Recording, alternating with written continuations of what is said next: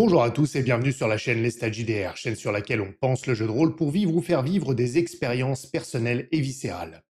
Alors, l'écrivain de mon Discord, Super Jefferson, dont je vous invite à lire les articles justement sur le salon Les Carnets de Jefferson sur mon Discord, ils sont magnifiquement bien écrits, c'est sur le jeu de rôle, donc n'hésitez pas à venir jeter un œil. Super Jefferson, donc disais-je, m'a invité récemment à produire du contenu, des vidéos qui, en gros, synthétiseraient plusieurs concepts que j'ai déjà abordés dans des vidéos spécifiques, quitte à rediriger les gens vers ces vidéos spécifiques, mais l'objectif étant d'aborder des sujets un petit peu plus globaux de temps en temps qui puissent servir de référence. Et donc, je m'y emploie aujourd'hui, en tout cas, je vais commencer par un premier sujet et je vais dédier cette vidéo à ce que je considère probablement comme l'élément ou l'un des éléments les plus importants dans les parties de jeu de rôle pour qu'elles soient tout simplement plaisantes. J'ai nommé le rythme, ou plus précisément la sensation de rythme chez les joueurs. Une partie bien rythmée a de très grandes chances d'être une bonne partie, même si le scénario n'est pas exceptionnel, en termes d'écriture par exemple, ou tout autre facteur. Le rythme, c'est vraiment un élément important qui va contribuer au plaisir de partie chez les joueurs et même chez le maître du jeu, qui est l'un des vecteurs principaux du rythme. Donc c'est de ça dont on va parler, parce que le rythme, c'est quelque chose d'assez complexe, en cela qu'il est généré, créé, suscité par un ensemble de facteurs, et ce sont ces différents facteurs que je vais aborder aujourd'hui dans la vidéo.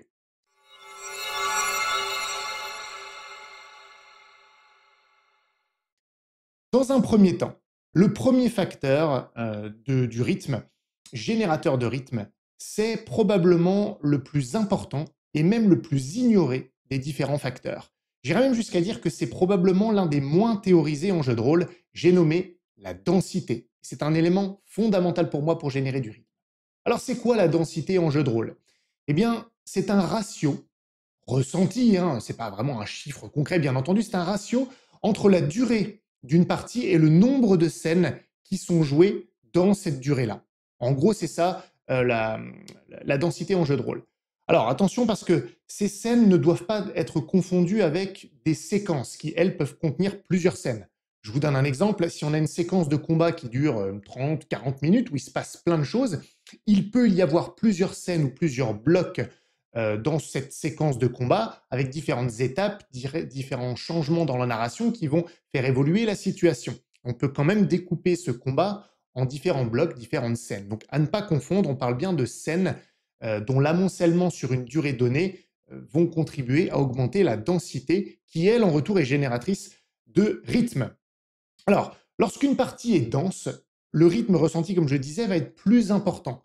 Il va être accru parce que même si les scènes jouées ne sont pas des scènes d'action trépidantes, le changement fréquent d'une scène à l'autre va créer une forme de mouvement, une sensation d'avancement ou simplement donner l'impression de vivre beaucoup de choses dans un temps donné. Et ça contribue énormément au rythme ressenti par les joueurs. Donc, en gros, vous l'avez compris, pour augmenter la densité, il faut réduire le temps des scènes pour pouvoir enchaîner plus rapidement d'une scène à l'autre, même si bien sûr il faut en garder toute la substance, hein, qu'on s'entende, ou alors en gardant la même durée, mais en augmentant le nombre de scènes, différentes étapes au cours de la partie, mais encore une fois au cours d'une même durée. Beaucoup de scénarios se jouent parfois en 2, 3 sessions, et je pense que ces scénarios-là gagneraient en densité simplement en étant raccourcis, donc en passant plus rapidement d'une scène à l'autre pour augmenter leur densité, et qu'ils ne se jouent qu'en une seule session. Et sans rien changer d'autre, je pense qu'on pourrait accroître considérablement la sensation de rythme ressentie lorsque l'on joue ces scénarios. Et je pense que ça contribuerait d'ailleurs à augmenter leur qualité sans rien faire d'autre qu'augmenter cette fameuse densité. Si vous avez des doutes quant à la densité d'une partie, après l'avoir jouée, je vous invite à essayer de raconter cette partie, que ce soit à quelqu'un ou à vous-même, et vous allez vous rendre compte que si la partie est dense, cela va prendre un certain temps de la raconter, surtout si vous vous concentrez uniquement sur ce qui s'est passé à proprement parler et pas sur les ressentis ou ce qui était bien, simplement raconter le déroulement de la partie. Plus ça vous prend du temps, plus ça veut dire qu'il y a des blocs, des scènes identifiables, et donc plus il y avait de densité. Si vous vous rendez compte qu'en 30 secondes, la partie a été résumée parce que, ben voilà, vous avez raconté, il y a eu un combat, et ensuite on a un peu négocié, eh bien, dans une partie de 3 heures, ça fait pas beaucoup de choses, ça fait pas beaucoup de densité, et donc probablement le rythme n'était pas aussi trépidant qu'il aurait pu l'être. Voilà donc pour la densité, qui est l'élément, à mon avis, le plus important pour générer du rythme, ou en tout cas l'un des plus importants. Et je vous invite, si vous voulez en savoir plus sur ce concept-là, à aller voir ma vidéo sur la densité, je vous mets le lien en description.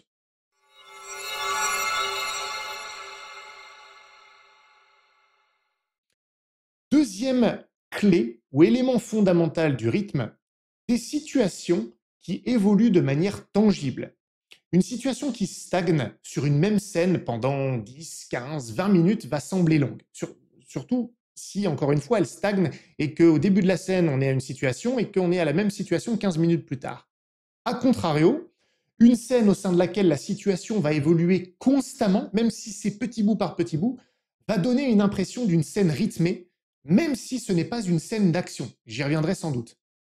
En d'autres termes, la stagnation de l'histoire dans une même scène, c'est l'ennemi du rythme. Tout à l'heure, on parlait de la densité, de l'enchaînement d'une scène à l'autre, ou de plusieurs scènes. Là, je vous parle vraiment d'une situation qui évoluerait au sein d'une même scène. Et donc, on peut avoir cette réflexion sur toutes les scènes, bien entendu. Donc, quand une scène, d'ailleurs, ne peut plus être renouvelée par cette évolution, que ce soit par les actions des joueurs ou par une intervention extérieure, encore une fois, je vais y revenir aussi, eh bien, elle est sur le point de stagner, il vaut mieux l'arrêter et passer à la suivante. Notez que, je le disais tout à l'heure, l'évolution d'une situation n'est pas forcément la résultante d'une scène d'action trépidante. On peut très bien avoir une discussion calme dont le sujet est la relation entre plusieurs personnages ou deux personnages, et pour autant ressentir que cette scène est rythmée du moment que la discussion qui a lieu fait considérablement évoluer la relation, ou à minima qu'elle le fait constamment dans la scène de manière réellement tangible, parce qu'on aura cette sensation d'avancement. Je vous propose un bon référentiel pour savoir, encore une fois, si vos scènes sont suffisamment évolutives. Posez-vous cette question. Est-ce que vous avez demandé régulièrement aux joueurs que faites-vous? Est-ce que vous leur avez posé cette question souvent? Et si la réponse est oui, si vous l'avez fait régulièrement, est-ce que c'était justifié? Est-ce que c'était pas simplement une répétition? Est-ce que la situation évoluait suffisamment pour justifier le fait que vous le redemandiez? Que faites-vous? Cette fameuse question, la sacro-sainte question du jeu de rôle. Parce que si vous avez posé cette question beaucoup de fois avec de bonnes raisons, cela veut dire que les situations évoluaient suffisamment fréquemment pour nécessiter qu'on repose cette question. Et donc, ça vous fait un bon référentiel pour vérifier si les situations que vous proposiez étaient suffisamment évolutives régulièrement. Je ne dis pas que pour chaque scène, il doit y avoir 15 que faites-vous, qu'on s'entende, mais c'est une bonne base pour vérifier qu'on fait évoluer les choses et qu'on évite la stagnation, éviter la stagnation allant booster le rythme de vos parties.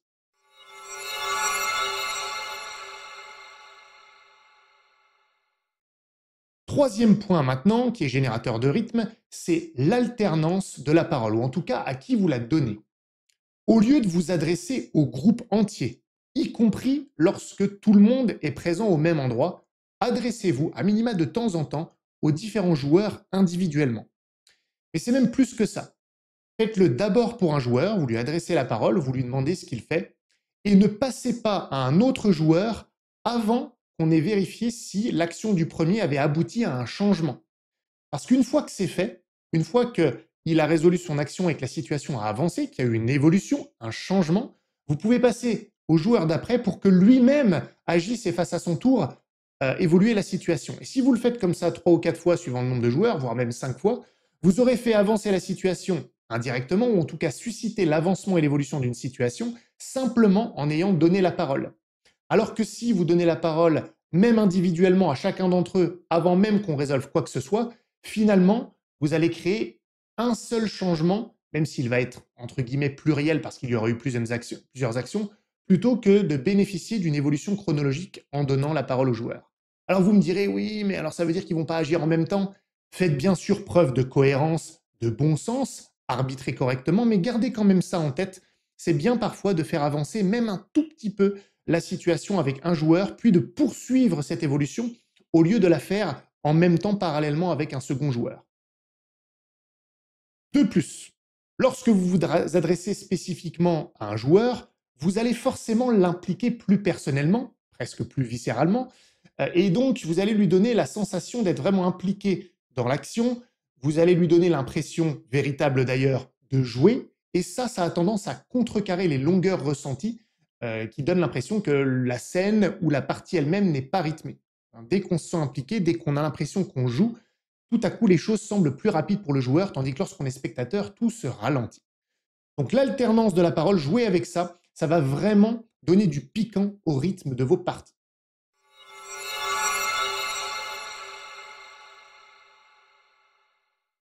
Quatrième clé, quatrième point qui va favoriser le rythme dans vos parties, c'est ce que je suis en train d'essayer de faire, c'est l'intonation de la voix et du temps de parole. Petite parenthèse, hein, pour le point précédent, pardonnez-moi, j'oubliais, si vous voulez en savoir plus sur les séparations de groupe et l'alternance, allez voir ma vidéo sur les séparations de groupe et comment les gérer, je vous mets le lien en description. L'intonation de la voix, disais-je donc, est le temps de parole. C'est vrai en particulier dans l'action, lorsque le maître du jeu peut accompagner par la voix les trépidations de la scène, justement en se calquant à la situation et en étant lui-même impliqué de manière sonore avec sa voix dans la situation. Selon moi, rien ne tue plus le rythme dans l'action qu'un maître du jeu dont le ton de voix ne retransmet pas l'urgence de la situation qu'il est en train de décrire. Donc moi, ce que je vous conseille, c'est de vous libérer d'un poids et véritablement de descendre dans l'arène avec les joueurs, d'être comme si vous étiez d'une certaine manière avec eux dans l'action et que vous-même vous ressentiez cette urgence. Parce qu'en le faisant, avec le ton de la voix, vous allez indirectement, alors même qu'ils n'en seront pas forcément conscients, les happer, les attirer avec vous et ils vont avoir tendance à se mettre au diapason.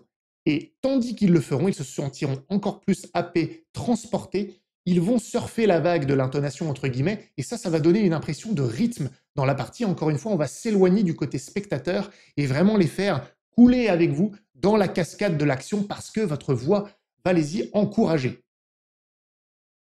Également, sur un autre aspect au-delà de l'intonation, dans l'action, n'hésitez pas à occuper l'espace par la parole. L'espace de parole, j'entends, en tant que maître du jeu.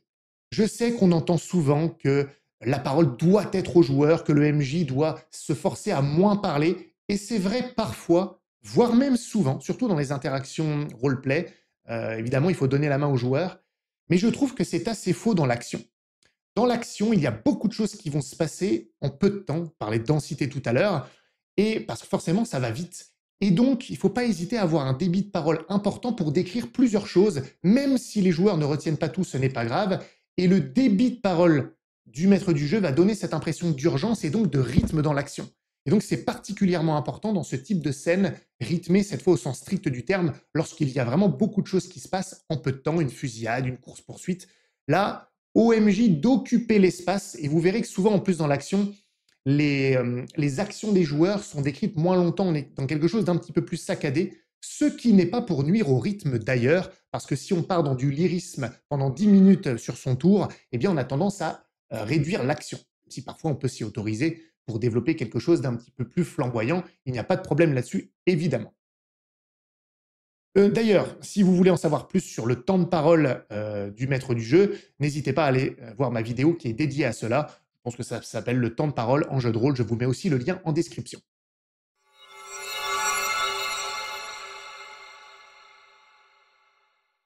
Enfin, dernier point, dernière clé pour insuffler du rythme à vos parties, eh bien, ce sont les ellipses. Et ça, les ellipses, c'est un atout incroyable. On l'a vu, hein, prolonger une scène quand la situation a atteint son évolution maximum, ce n'est pas souhaitable.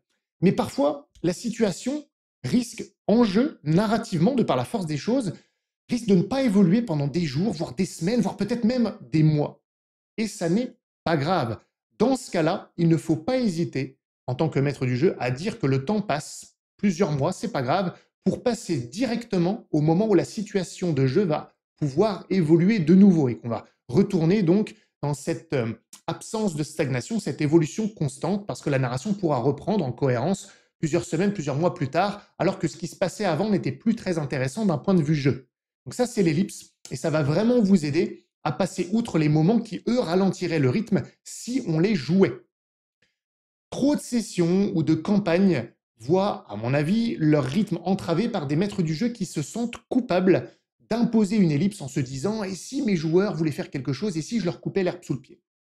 Si vous voulez éviter ça, remédier à cette inquiétude, n'hésitez pas à avertir les joueurs de l'imminence d'une ellipse et de leur demander s'ils ont des choses à faire avant que cette ellipse se mette en place, ou mieux encore, s'ils ont des choses à faire pendant cette ellipse qui durera plusieurs mois, du moment que ces éléments ne sont pas à jouer et qu'on peut considérer qu'ils se produisent dans la durée, quitte à les prendre en compte lorsque l'action va reprendre. Et si vraiment il faut les jouer, eh bien on les joue avant tout simplement de produire l'ellipse. Ou on peut même faire une ellipse plus courte que prévu, si c'était par exemple 6 mois, et dire que c'est 2 mois plus tard, afin que les joueurs jouent la scène qu'ils avaient envie de jouer parce qu'ils avaient pour projet de faire quelque chose, non pas 6 mois plus tard, mais plutôt 2 mois plus tard. On peut tout à fait improviser la durée de l'ellipse et la changer en fonction des initiatives des joueurs, ce n'est pas un problème.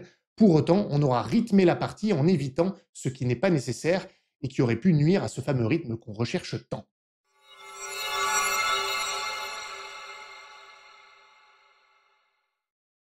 Donc voilà, en conclusion, le rythme, je vous l'ai dit, c'est un facteur clé dans une partie réussie, c'est vraiment l'un des éléments les plus importants. Et on y nuit souvent en privilégiant des choses qui ne devraient pas l'être, comme la durée d'une partie que l'on veut accroître artificiellement en étirant les scènes alors que ça ne serait pas nécessaire, ou encore le fait qu'on puisse avoir peur de couper l'herbe sous le pied des joueurs en avançant. Donc, faites tomber ces barrières, vos joueurs apprécieront toujours plus une partie qui est rythmée qu'une partie longue où on les laisse jouer sans matière, sans jamais injecter de rythme. Voilà, j'espère que ça vous aura été utile, que vous pourrez aller approfondir le sujet à travers les vidéos que je vous ai citées. Si c'est le cas, petit pouce bleu, abonnez-vous à la chaîne, venez nous rejoindre sur le Discord qu'on puisse discuter et se vanner largement. Et puis, n'hésitez pas aussi à aller voir la chaîne d'Actual Play, comptes personnels et viscéraux pour toutes sortes d'Actual Play, one-shot et campagne. Et je vous dis à très bientôt pour la prochaine vidéo. Salut à tous.